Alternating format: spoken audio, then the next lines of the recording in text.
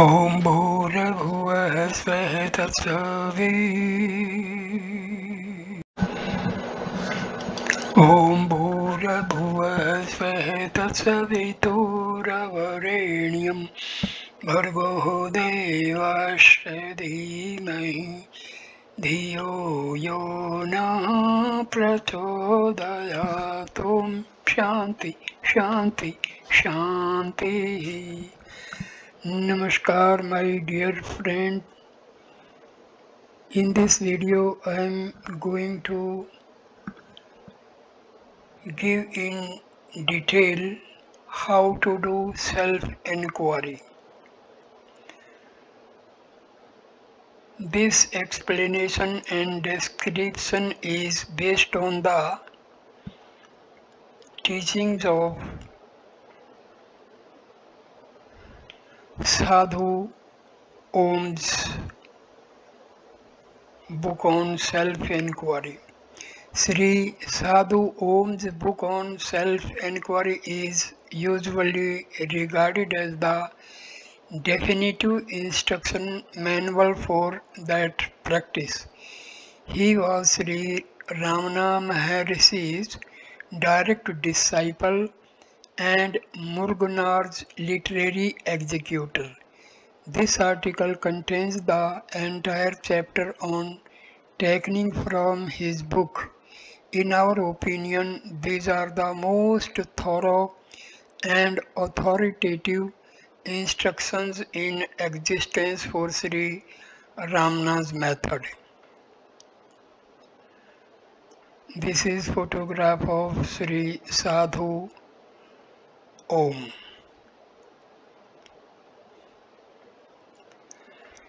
At the young age of 16, when he was not even aware of the fact, this is the sadhana of self-inquiry that directly bestows the experience of Brahma.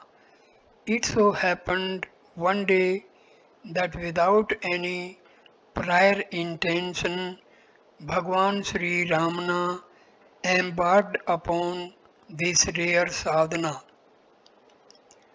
On that day, as if he were about to die, a great fear of death possessed him all of a sudden. Because of it, an impulse to scrutinize death also arose in him spontaneously. He was not perturbed to see the fast approaching death, nor did he feel inclined to inform others about it. He decided to welcome it calmly and solve the problem all alone. He lay down, stretching his limbs like a corpse, and began to scrutinize death practically, face to face, since it is of prime importance for the readers to know the technique of self-inquiry performed by Sri Bhagwan, the Sadguru. Let us see it here in the very words in which he later narrated his experience.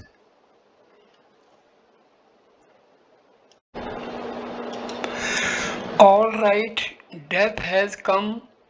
What is death? What is it that is dying? It is this body that is dying. Let it die. Deciding thus, closing the lips tightly and remaining without breath or speech like a corpse, what came to my knowledge as I looked within was, this body is dead. Now it will be taken to the cremation ground and burnt. It will become ashes, all right. But with the destruction of this body, am I also destroyed? Am I really this body? Although this body is lying as a speechless and breathless corpse, undoubtedly I am existing, untouched by this death. My experience is shining clearly and unobstructed. So, this perishable body is not I. I am verily the immortal I, self. Of all things, I alone am the reality. This body is subject to death, but I, who transcend the body, am eternally living. Even the death came to the body was unable to touch me. Thus it dawned directly, and along with it the fear of death that had come at first also vanished, never to appear again. All this was experienced in a split second as direct knowledge, pratyaksham, and not as mere reasoning thoughts. From that time onwards, the consciousness, chit, of my existence, sat, transcending the body has ever continued to remain the same. Thus Sri Ramana narrated. Although Sri Bhagwan later explained all this to us in so many words, he emphasized that all important fact, all this took place within a second as a direct experience without the action of mind and speech. On account of this fear of death, the concentration of Sri Bhagwan was fixed and deeply immersed in self-attention in order to find out what is my existence, what is it that dies. Thus it is proved by what Sri Bhagwan himself did that, as we have been explaining all along, only such a firm fixing of our attention of self is self-enquiry, Atma Vichara. He has confirmed the same idea in the work Who Am I, where he says, always keeping the mind, the attention fixed in self, in the feeling I alone is called self-enquiry. Remaining firmly in self-abidance without giving even the least room to the rising of any thought other than the thought of self, that is, without giving even the least attention to any second or third person, but only to self, is surrendering oneself to God, which alone is called Prabhakti, the supreme devotion. When Sri Bhagwan was asked what is the means and technique to hold constantly on to the I consciousness, he revealed in his works the technique of self-enquiry which, as explained above, he had undertaken in his early age, but in a more detailed manner as follows. The enquiry, who am I? The path of knowledge or Jnana Marga and self-surrender, the path of love or bhakti marga, are the two great royal paths found out by Bhagavan Sri Ramana from his own experience and taught by him for the salvation of humanity. In this book, The Path of Sri Ramana Part 1, The Path of Pure Non-Dual Knowledge, the Enquiry, Who Am I alone is dealt with, while in Chapter 2 of The Path of Sri Ramana Part 2, a full exposition of the nature of this supreme devotion, Parabhakti, is given. Self Atma is that which is self-signing in the form I am that I am. One should not imagine to be anything such as this or that, light or sound.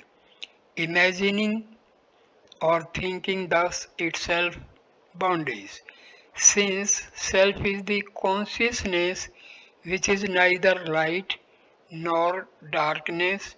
Let it not be imagined as a light of any kind, that though itself would be a bondage. The annihilation of the ego, the primal thought, alone is liberation, mukti. All the three bodies consisting of the five seats are contained in the feeling I am the body. Therefore, if by the enquiry who is this I, that is by self-attention, the identification with attachment to the gross body alone is removed, the identification with the other two bodies will automatically cease to exist, as it is only by clinging to this that the identifications with the subtle and causal bodies live. There is no need to annihilate these identifications separately.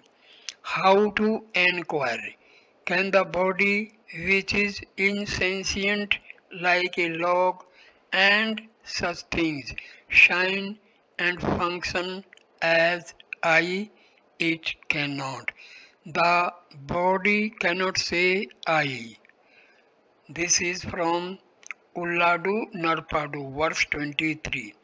Therefore, discarding the corpse-like body as an actual corpse and remaining without even uttering the word I vocally, discarding the body as a corpse, not uttering the word I by mouth, but seeking with the mind, diving inwards.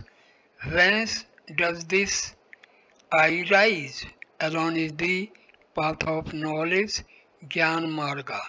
This is Ulladu Narpadu, verse 29.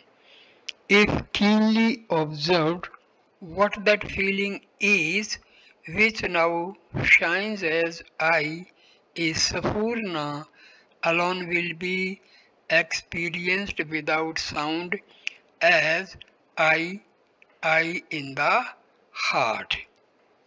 Sapurna, an experience of a new, clear and fresh knowledge of one's existence.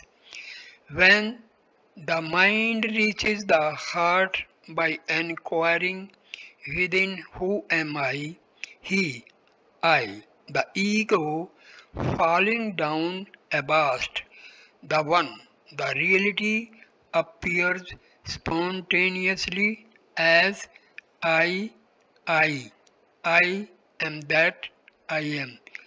This is from Ulladu Narpadu, verse 30. When sought within, what is the place from which it rises as I, the ego will die. This is self-enquiry.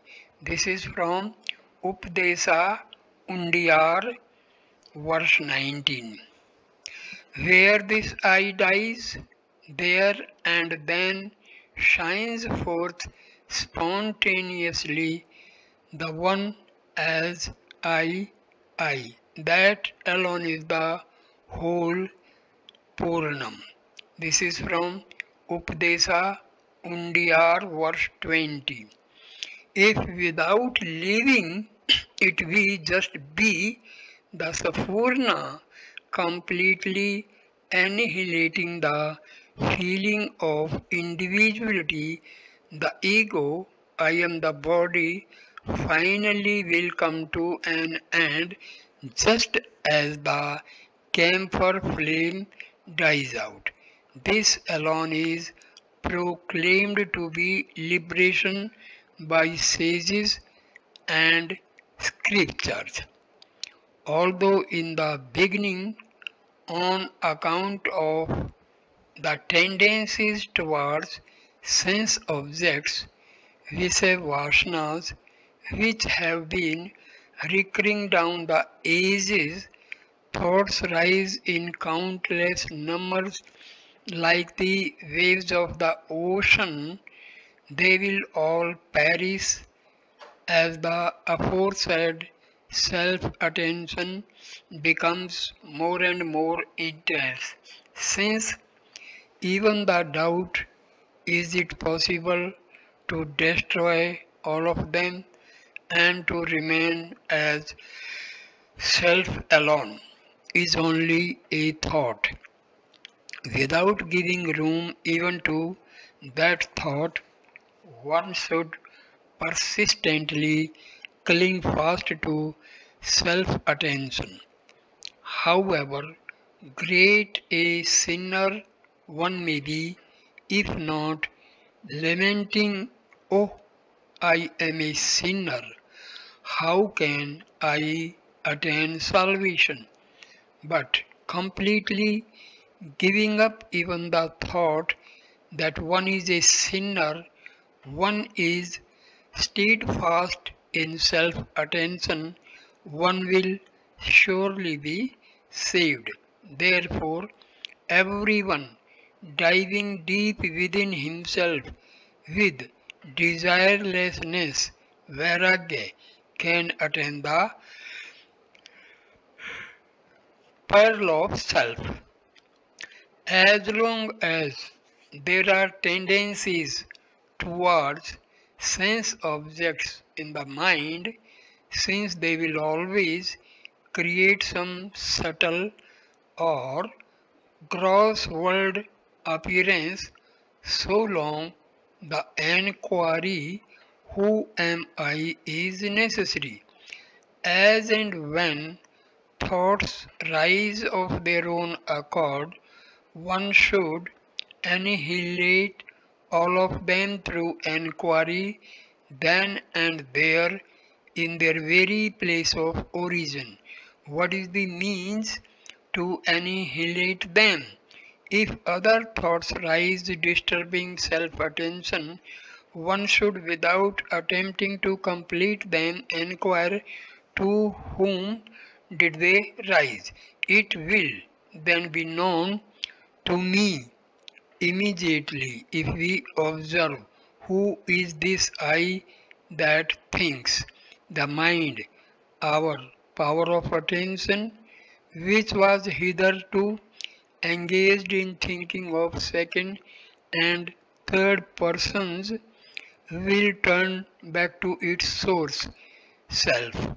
Hence, since no one is there to attend to them, the other thoughts which had risen will also subside. By repeatedly practicing thus, the power of the mind to abide in its source increases. When the mind thus abides in the heart, the first thought, I, I am the body, the rising I, which is the root of all other thoughts, itself having vanished, the ever-existing self, the being I, alone will shine. The place or state where even the slightest trace of thought I am this, that, the body, Brahma, and so on does not exist. Alone is self. That alone is called silence monum. After coming to know that the final decision of all the scriptures, shastras, is that such destruction of the mind alone is liberation, mukti. To read scriptures unlimitedly is fruitless. In order to destroy the mind, it is necessary to inquire who one is. Then how, instead of inquiring thus within oneself, to inquire and know who one is in scriptures. For Rama to know himself to be Rama is a mirror necessary. That is to say, for one to know oneself through self-attention to be I am are scriptures necessary. Oneself is within the five seats, whereas the scriptures are outside them. Therefore, how can oneself, who is to be attended to within, setting aside even the five seats, be found in scriptures? Since scripture's inquiry is futile, one should give it up and take to self-inquiry. Thus says Bhagwan Sri Ramana. Refer to the first chapter of Vichara Sangraha and to the whole of Who Am I, from which the above 6 paragraphs are paraphrased. By means of an example, let us make more clear this technique, sadhana, of fixing the attention only on self, which has been described above in the words of Sri Bhagwan. But from the very outset, it must be conceded that since the nature of self is unique and beyond comparison, it cannot be explained fully and accurately by anyone through any example whatsoever. Though most of the examples which have been given in accordance with the intellectual development of the people and the different circumstances of their times may be appropriate to great extent, these insentient jada examples can never fully explain self. The sentient chit, the example of a cinema projector often pointed out by Sri Bhagwan, and the following example of a reflected ray of the sun from a mirror given solely with the view that they may remove many doubts of the readers and clearly their understanding. But one should not fall into the error of stretching the example too far, as did the blind man who concluded, "My child swallowed a crane when he was told milk is white." The story of the blind man. Once a man blind from birth, was informed that a son was born to him.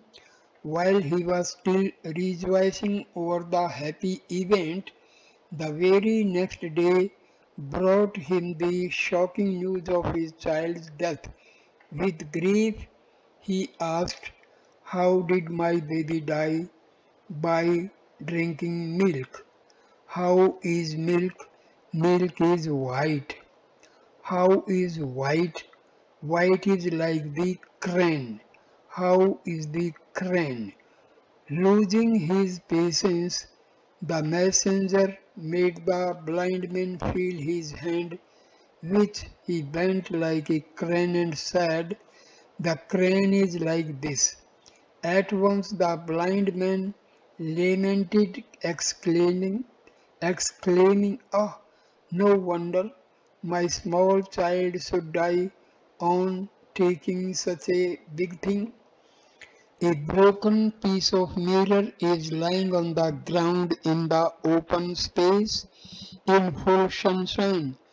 The sunlight that falls on that piece of mirror is reflected, and the reflected light enters a nearby dark room and falls on its inner wall.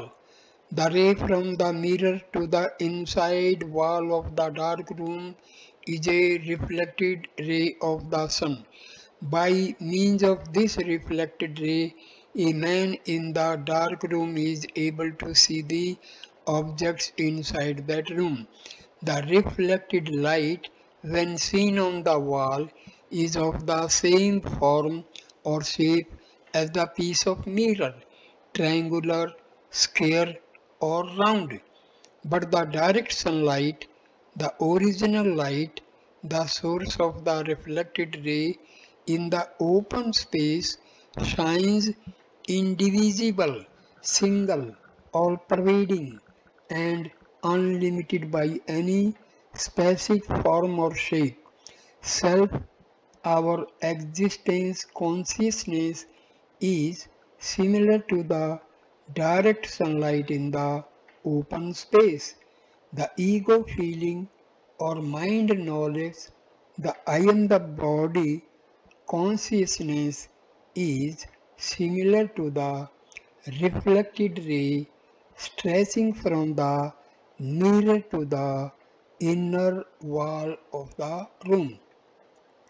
Since self-consciousness is limitless, like the vast, all-pervading direct sunlight, it has no form, adjunct, rupa, upadhi. Since, just as the reflected ray takes on the limitations and size of the piece of mirror, the ego feeling experiences the size and form of a body as I. It has adjuncts. Just as the objects in the dark room are cognized by means of the reflected light, the body and world are cognized only by means of mind knowledge. Although the world and the mind rise and set together, it is by mind alone that the world shines. This is from Ulladu Narpadu verse 7.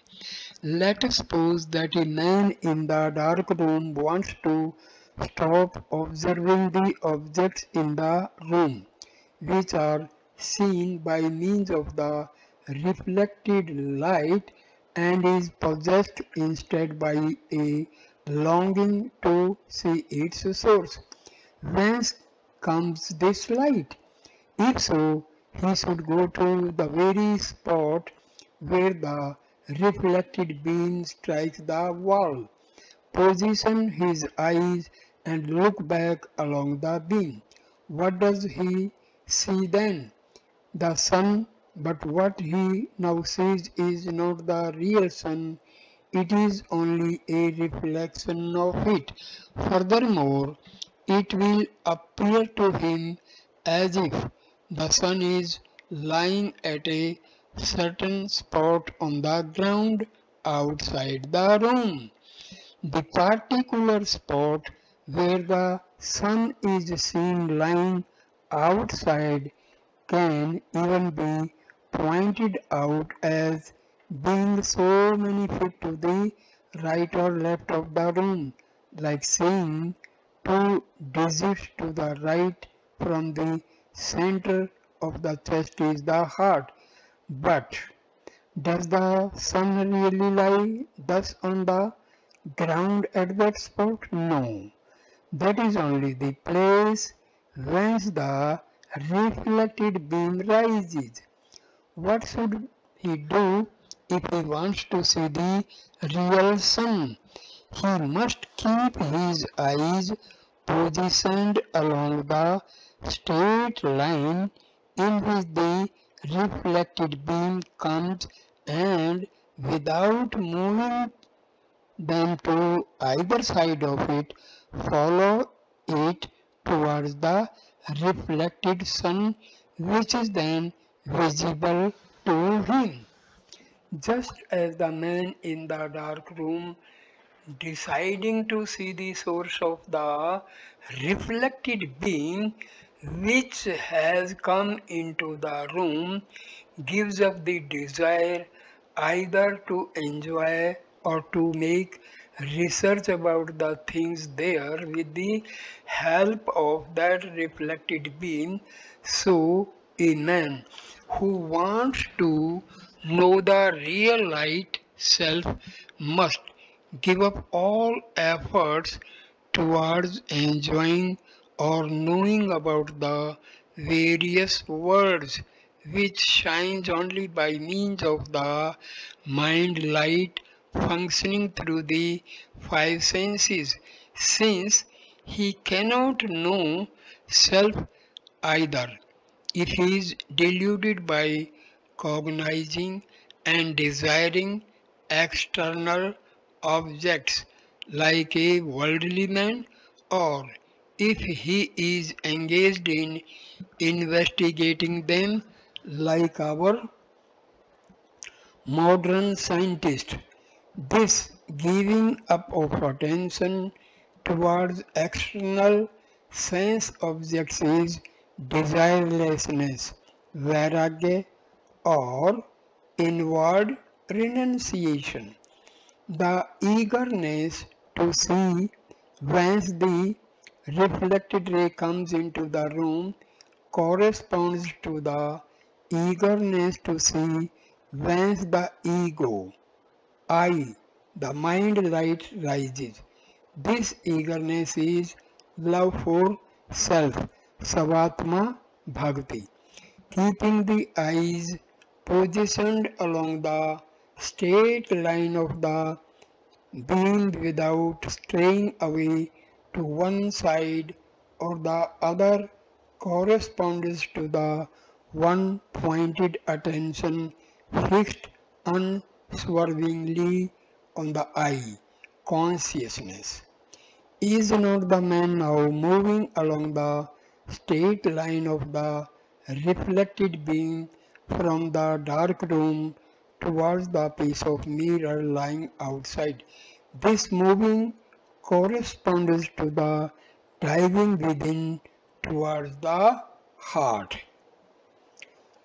Just as one would dive in order to find something that had fallen into the water, so one should dive within with a keen, introverted mind, controlling breath and speech, and know the rising place of the rising ego. Know thus. Ulladu Narpadu, verse 28. Some taking only the words should dive within, controlling breath and speech, set out to practice exercises of breath control pranayama. although it is a fact that the breath stops in the course of inquiry. For it to be stopped, the roundabout way of pranayama is not necessary. When the mind, with a tremendous longing to find the source which gives it light, turns inwards, the breath stops automatically. If the breath of the enquirer is exhaled at the time of his mind thus giving up knowing external sense objects, visayas, and starting to attend to its original form of light, self, it automatically remains outside without being again drawn in. Likewise, if it is inhaled at that time, it automatically remains inside without being again exhaled. These are to be taken as external retention, Bhaya Kumbhaka, and internal retention, Antra Kumbhaka, respectively, until there is a rising of a thought on account of non-vigilance, parmada, in self-attention. This retention, kumbhaka, will continue in an inquirer quite effortlessly.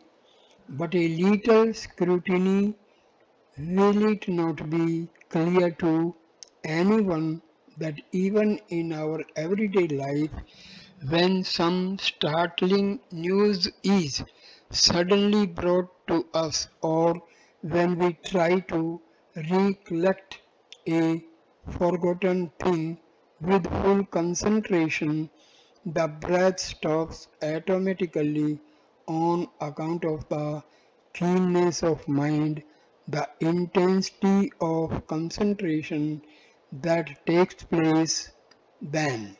Similarly, the breath will stop automatically as soon as the mind, with an intense longing to see its original form of light and with earnest one-pointedness, begins to turn keenly and remain within. In this state of retention, kumbhaka, no matter how long it continues, the enquirer does not experience suffocation, that is, the urge to exhale or inhale. But while practicing pranayama, if the units of time, matras of the retention are increased, one does experience suffocation. If the enquirer's attention is so intensely fixed on self that he does not even care to know whether the breath has stopped or not, then his state of retention is involuntary and without struggle.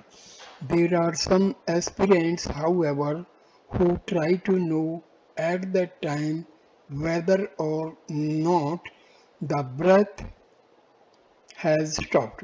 This is wrong, for since the attention is thus focusing on the breath, self-attention will be lost and thereby various thoughts will shoot up and the flow of sadhana will be interrupted.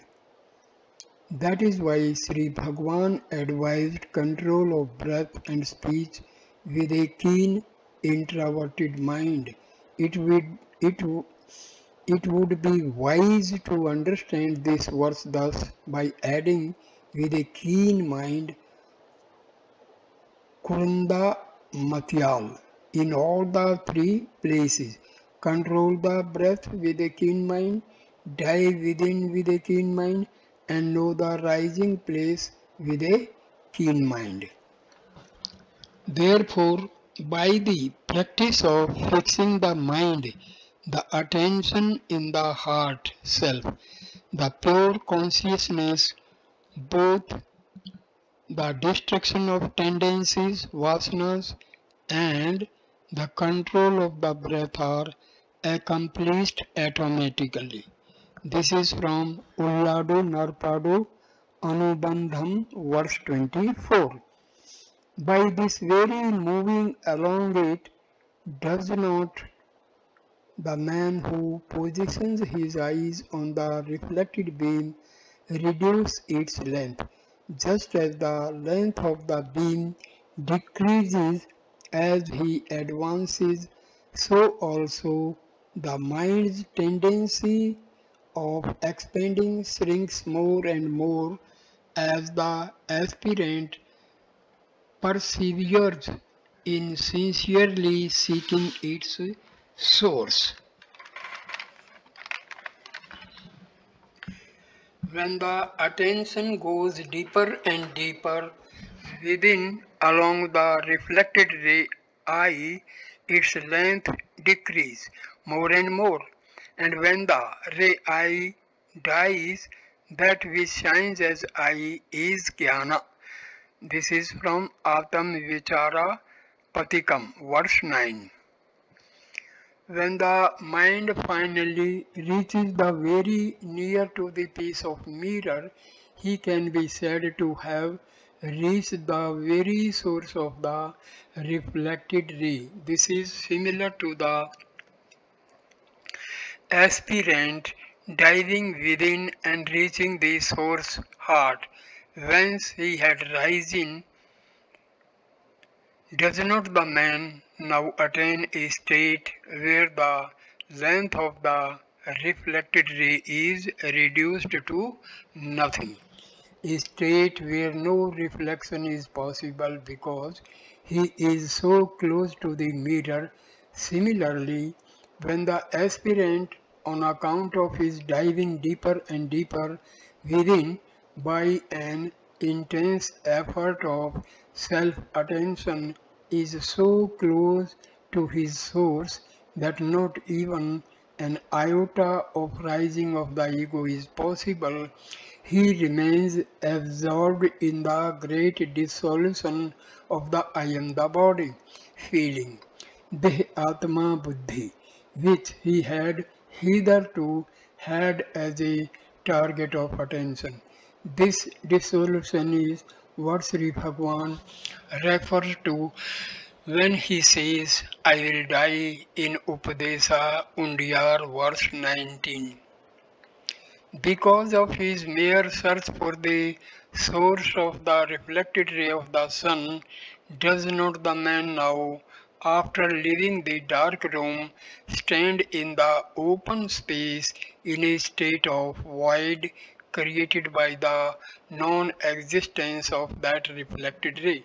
This is the state of the aspirant remaining in the heart space, Hridayakasha, in the state of great void, Mahasunya, created through mere self-attention by the non-existence of the ego. The man who has come out of the room into the open spaces, dazed and laments, alas, the sun that guided me so far, the reflected sun is now lost. At this moment, a friend of his standing in the open space comes to him with these words of solace. Where were you all this time? Were you not in the dark room? Where are you now?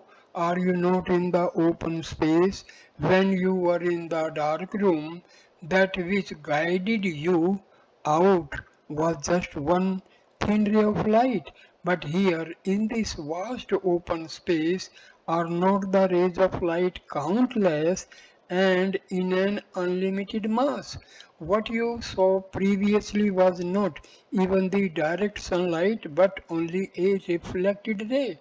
But what you are now experiencing is the direct sakshat sunlight, when the place where you are now is nothing but the unlimited space of light can a darkness come into existence because of the void created by the disappearance of the reflected ray?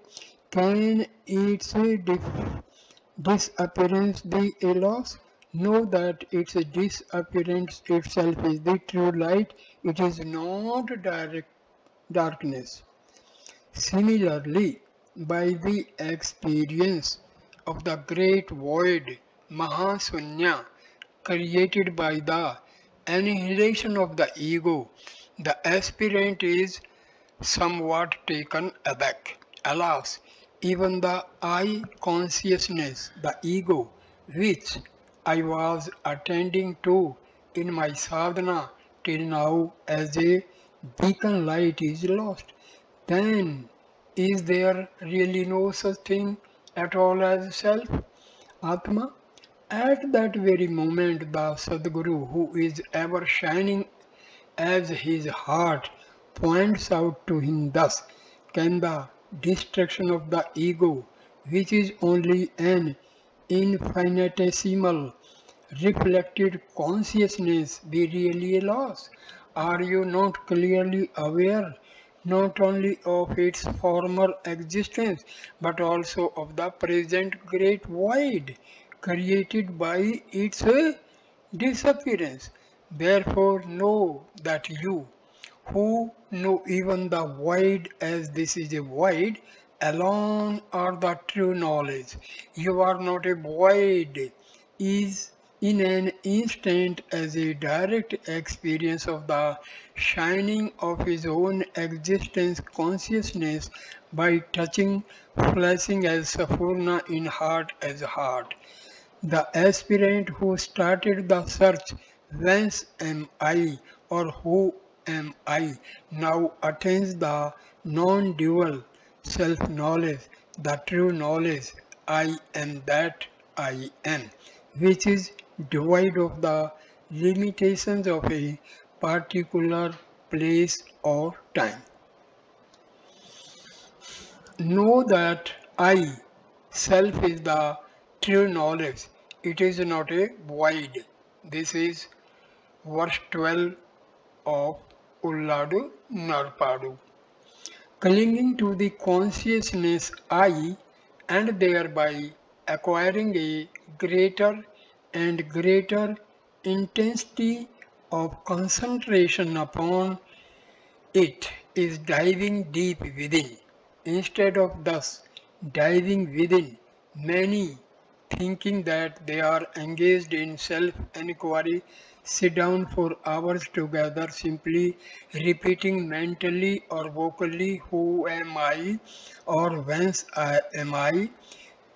There are others again who, when they sit for inquiry, face their thoughts and endlessly repeat mentally the following questions taught by Sri Bhagwan. To whom come these thoughts? To me. Who am I? Or sometimes they even wait for the next thought to come up so that they can fling these questions at it. Even this is futile. Did we sit to hold thus a court of inquiry? Calling one thought after another? Is this the sadhana of diving within? Therefore, we should not remain watching what is the next thought. Merely to keep on questioning in this manner is not self-attention. Concerning those who thus merely float on the surface of the thought waves, keeping their mind on these questions instead of diving within by attending to the existence consciousness with a keen mind, thereby controlling mind, breath and all the activities of the body and senses. Sri Bhagwan says, compare him who asks himself, who am I, and from which place am I, though he himself exists all the while as self, to a drunken man who prattles, who am I, and where am I? Ekatma Panchakam verse 2. And further he asks, how to attain that state wherein I does not rise, the state of egolessness, the great void or Mahasunya, unless instead of floating like this, we seek the place whence I rises, and unless we attain that egolessness, say how to abide in the state of self, where we are that Soham. This is verse number 27 of Ulladu Narpadu. Therefore, all that we are to practice is to be still. Summa Irupadu with the remembrance of the feeling I. It is only when there is a slackness of vigilance during self-attention that thoughts which are an indication of it will rise. In other words, if thoughts rise, it means that our self-attention is lost. It is only as a contrivance to win back self-attention from thought attention that Sri Bhagwan advised us to ask, to whom do these thoughts appear? Since the answer to me is only a dative form of I, it will easily remind us of the nominative form, the feeling I. However, if we question who thinks these thoughts, since the nominative form, the feeling I, is obtained as an answer, will not self-attention, which has been lost unnoticed, be regained directly? This regaining of self-attention is actually being self, that is, remaining or abiding as self. Such being alone is the correct sadhana. Sadhana is not doing but being. What our Lord Ramana firmly advises us to take us to as the greatest and most powerful tapas is only this much: be still, summa iru, and not anything, dhyana, yoga, and so on, as the duty to be performed by the mind. This is from Guru Vachka Koi, verse 773. Some complain when the very rising of the ego from sleep is so surreptitious as to elude our notice, how can we see whence it rises? It seems to be impossible. That is true, because the mind's efforts of attention is absent in sleep, since the mind itself is not at all there, as ordinary people are not acquainted with the knowledge of their being, but only with the knowledge of their doing, that is the knowledge of their making. Efforts for such people it is possible to know from sleep the rising of the ego from there. Since the effort considered by them as necessary is absent in sleep, it is no wonder that they are unable to commence the enquiry from sleep itself. But since the whole of the waking state is a mere sportive play of the ego, and since the effort of the mind here is under the experience of everyone, at least in the waking state one can turn and attend to the pseudo I shining in the form I am so and so. Turning inwards daily, see thyself with an introverted look, and it the reality will be known. Thus didst thou tell me, O my Arunachala. Sri Arunachala Aksara Manamalai, verse 44. The enquiry begins only during the leisure hours of the waking state when one sits for practice. Just as a thing comes to our memory when its name is thought of, does not the first person feeling come to everyone's memory as soon as the name pronoun I is thought of? Although this first person feeling is only the ego, the pseudo I consciousness, it does not matter. Having our attention withdrawn from second and third persons and clinging to the first person, that alone is sadhana. As soon as the attention turns towards the first person feeling, not only do other thoughts disappear, but also the first thought, the rising and expanding pseudo I consciousness itself begins contracting.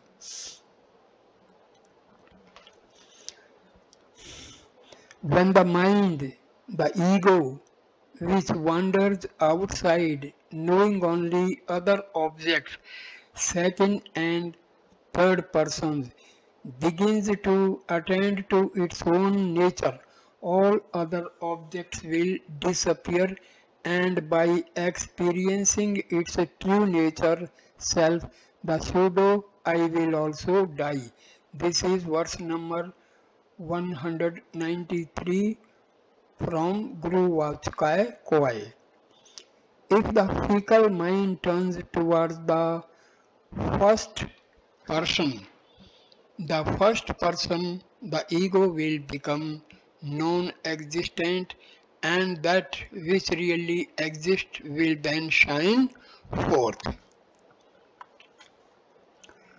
Attending to the first person is equal to committing suicide. This is from Atma Vichara Patikam, verse 7.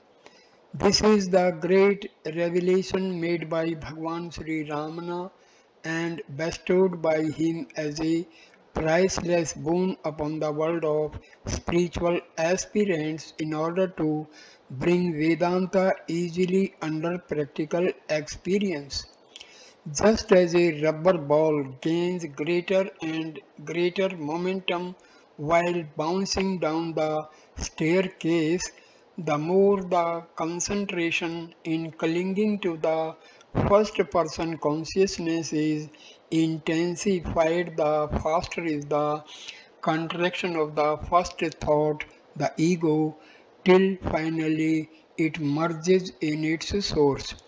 That which now merges thus is only the adjunct upadhi, the feeling so and so, which at the moment of waking came and mixed with the pure existence consciousness which was shining in sleep as I am, to constitute the form of the ego. I am so and so. I am this or I am that. That is what has come and mixed now slips away. All that an aspirant can experience in the beginning of his practice is only the slipping away, subsidence of the ego. Since the aspirant tracks down the ego from the waking state where it is in full play, in the beginning it is possible for him to cognize only its removal, but to cognize its rising, how it rises and holds on to I am from sleep will be more difficult for him at this stage. The simile of the rubber ball, let us suppose that a rubber ball is bouncing down from the top of a staircase, the steps of which are 1 foot high. After falling onto the second step, if it bounces to a half a foot, will it not now fall on to the third step from a height of 1.5 feet? It will then bounce to a height of 3/4 of a foot. Hence, the height from which it falls onto the next step will be 1.75 feet. Does it not thus gain greater and greater momentum? Likewise, the shrinking of the first thought I gains greater and greater momentum till finally it merges in its source.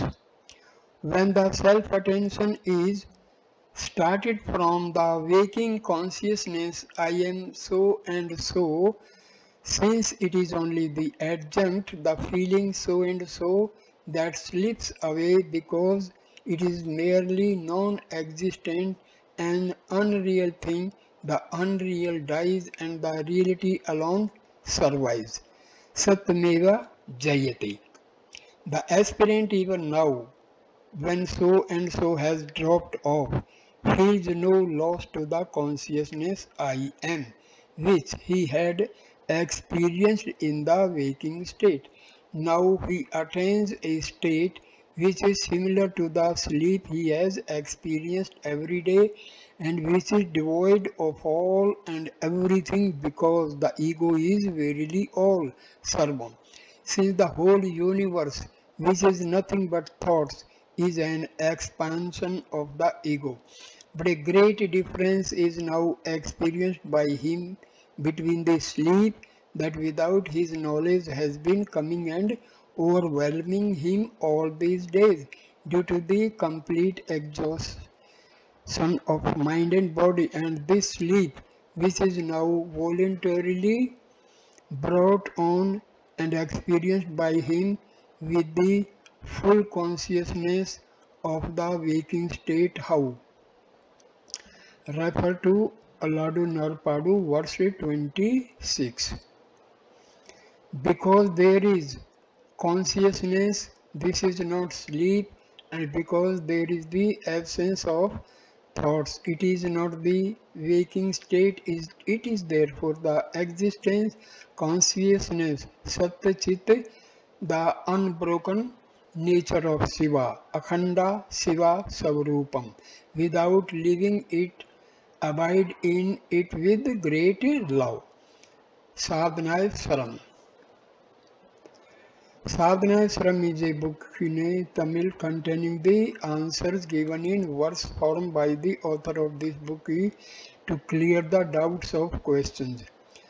Whenever the aspirant during the time of sadhana becomes extraverted from this voluntarily brought about sleep-like state, he feels absolutely certain I was not sleeping but was all the while fully conscious of myself.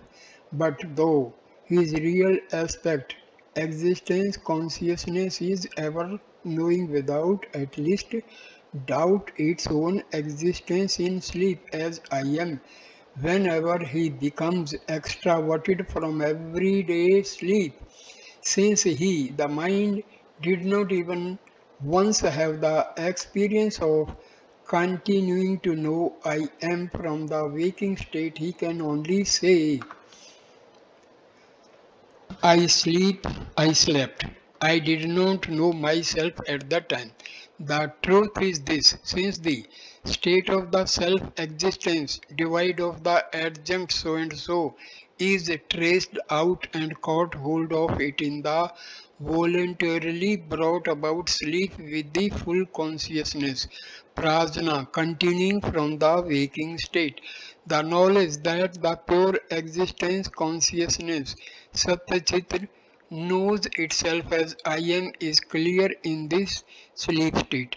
That is why the aspirant now says, I did not exist throughout, I did not sleep, but prior to his sadhana, since he was throughout the waking state identifying as I the mind, which is the form of the adjunct so and so, after waking up from the ordinary daily sleep where the mind did not exist, This mind, the man says, I did not exist in sleep, that is all.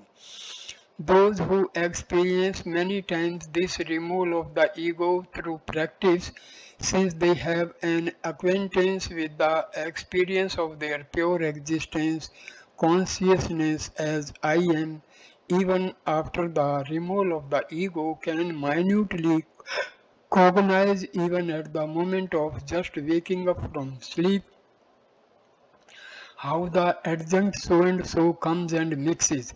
Those who do not have such strength of practice cannot cognize from sleep itself the ego at its place of rising. The only thing that is easy for them is to find the ego's place of setting, which is also its place of rising through the effort started from the waking state. In either case, the end and the achievement will be the same. When the attention is focused deeper and deeper within towards the feeling I am, and when the ego thereby shrinks more and more into nothingness, our power of attention becomes subtler than the subtlest atom and thereby grows sharper and brighter. Hence, the strength of abidance, Nishtha Bala, will now be achieved to remain balanced between two states, that is, in a state after the end of sleep and before waking up. In other words, before being possessed by the first thought. Through this strength, the skill will now be gained by the aspirant to find out the adjunct so and so, which comes and mixes to be a mere second person. That is, although it has hitherto been appearing as if it were the first person, it will now be clearly seen to be his mere shadow, non-self, the primal sheath, a thing alien to him. This is what Janka the royal sage meant when he said, I have found out the thief, the time of his coming, the time and place of the ego's rising who has been ruining me all along. I will inflict the right punishment upon him, since the ego, which was acting till now as if it were the first person, is found to be a second person alien to us. The right punishment is to destroy it at its very place of rising, just as the reflected ray is destroyed at its place of rising by clinging steadfastly to the real first person. The real import of the word I, existence consciousness through the method of regaining self-attention taught by Bhagwan Sri Ramana, to whom, to me, who am I.